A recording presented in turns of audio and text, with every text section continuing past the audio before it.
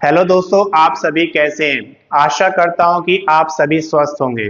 दोस्तों, आज इस वीडियो में हम लेकर आए हैं कि पहला वेतन आयोग लगने से सातवां वेतन आयोग लगने तक फिटमेंट फैक्टर में कितना चेंज हुआ था, कितना न्यूनतम बेसिक सैलरी बढ़ाया गया था और कितना अधिकतम बेसिक सैलरी बढ़ाया गया था, कितने केंद्रीय कर्मचारियों को इसका फायदा दिया गया था और क्या फिटमेंट फैक्टर रहा था। ये सारा कुछ इस वीडियो में डिस्कस करेंगे।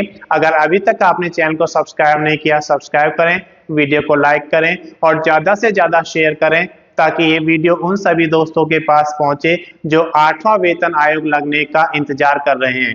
तो आइए सबसे पहले बात करते हैं कि पहला जो वेतन आयोग था वो कब गठित किया गया था और कब उसे लागू किया गया था, कितना उसमें न्यूनतम बेसिक रहा, कितना अधिकतम बेसिक रहा और कितने केंद्रीय कर्मचारियों को उसका फायदा मिला। तो पहला वेतन आयोग गठित किया गया था 1946 में और इसे लागू किया गया था 1947 में।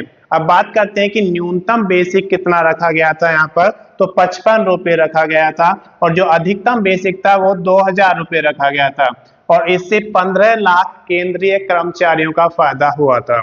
इसके बाद दूसरा वेतन आयोग लगा था जिसे गठित किया गया था 1957 में। लगभग 11 साल के बाद इसका गठन किया गया था और इसे लागू किया गया था 1959 में, जिसमें न्यूनतम बेसिक की अगर बात करते हैं तो 80 रुपए कर दिया गया था 55 रुपए से बढ़ाकर। और जो आप फिटमेंट फैक्टर की बात करते हैं तो 1.45 फिटमेंट फैक्टर रखा गया था और जो आपकी अधिकतम बेसिक थी वो 3000 रुपए कर दी गई थी और इससे जो केंद्रीय कर्मचारी थे उनमें लगभग 25 लाख केंद्रीय कर्मचारियों को इसका फायदा दिया गया था।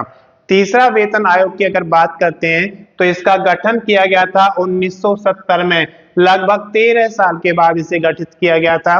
उसके बाद इसका अगर हम लागू करने की बात करते हैं तो 1973 में इसे लागू किया गया था। बेसिक की अगर बात करते हैं तो 80 रुपये से बढ़ाकर 185 रुपये कर दिया गया था, यानी कि जो फिटमेंट फैक्टर था वो 2.31 रखा गया था।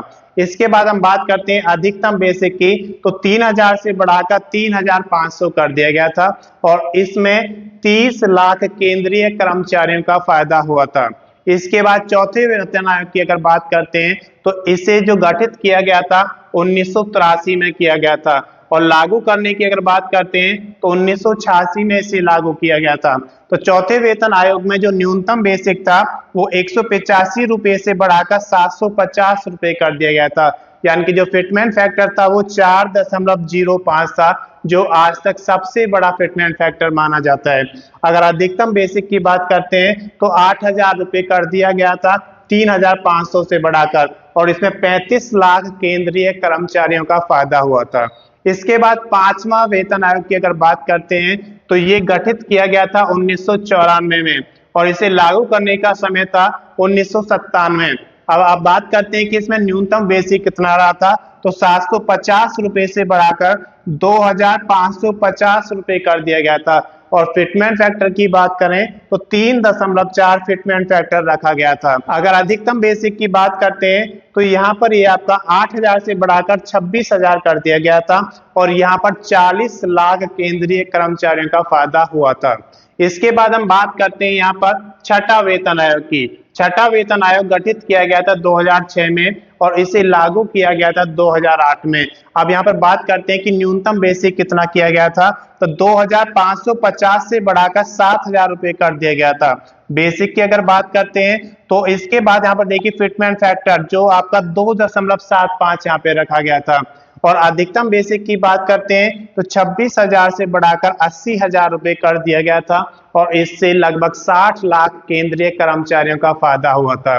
इसके बाद सातवां वेतन आयोग की अगर हम बात करते हैं तो इसे गठित किया गया था 2014 में और लागू किया गया था 2016 में। अब इसमें देखिए न्यूनतम बेसिक कितना रखा गया था, तो पहले जो बेसिक था वो 7000 रुपये था, उसे बढ़ाकर 18,000 रुपये कर दिया गया था। तो फिटमेंट फैक्टर आप यहाँ पर देख सकते हैं 2.57 फिटमेंट फैक्टर यहाँ पे प्रयोग किया गया था। अब बात करते हैं कि अधिकतम बेसिक कितना था, तो 80,000 से बढ़ाकर 2,50,000 रुपये कर दिया गया था और इससे लगभग 1 करोड़ केंद्रीय कर्मचारियों का फायदा हुआ था। अब बात करते हैं कि आठवां वेतन आयोग, उसमें फिटमेंट फैक्टर कितना रहेगा। तो आठवां वेतन आयोग जो लागू होने की संभावना है वो 2026 में है, क्योंकि जो इसका गठन हो जाएगा 2025 में, ये संभावना है कि 2025 में से गठित किया जाएगा, और जब गठित होगा तो उसके अगले वर्ष से लागू होने की संभावना है। अब देखते हैं कि जब 8वां वेतन आयोग लगेगा तो आपकी न्यूनतम बेसिक सैलरी और अधिकतम बेसिक सैलरी कितनी हो जाएंगी। अगर फिटमेंट फैक्टर आपका जो कैलकुलेट किया जा रहा है 1.92 और 2.86 के बीच माना जा रहा है, तो अगर 1.92 रहेगा तो जो न्यूनतम बेसिक सैलरी है वो 34,560 हो जाएगी, और अगर अधिकतम की बात करते हैं तो 4,80,000 हो जाएगी। अगर फिटमेंट फैक्टर इससे ज्यादा यानी कि 2.08 रहता है तो ये आपकी 37,440 हो जाएगी न्यूनतम बेसिक सैलरी, और अधिकतम बेसिक सैलरी 5,20,000 हो जाएगी। और अगर फिटमेंट फैक्टर यहाँ पर चेंज होता है, इससे ज्यादा होता है 2.5, तो इसमें न्यूनतम बेसिक सैलरी 45,000 रुपये और अधिकतम जो रहेगी बेसिक सैलरी वो 6,25,000 रुपये हो जाएगी। लेकिन अगर फिटमेंट फैक्टर 2.8 से रहेगा तो न्यूनतम बेसिक सैलरी 51,480 और अधिकतम बेसिक सैलरी 7,15,000 हो जाएगी। अब बात करते हैं कि इससे कितने केंद्रीय कर्मचारियों का फायदा होगा, तो लगभग 1,15,00,000 केंद्रीय कर्मचारियों का इसका फायदा मिलेगा। मैं समझता हूं कि ये जानकारी आपके लिए पर्याप्त है। अगर अभी तक आपने चैनल को सब्सक्राइब नहीं किया, सब्सक्राइब करें, वीडियो को लाइक करें और ज्यादा से ज्यादा शेयर करें, ताकि ये वीडियो उन सभी दोस्तों के पास पहुंचे जो 8वें वेतन आयोग लगने का इंतजार कर रहे हैं। अगर आपने पिछला वीडियो नहीं देखा है तो उसका लिंक मैं इसके डिस्क्रिप्शन में शेयर कर दूंगा, आप वहां से देख सकते हैं। धन्यवाद।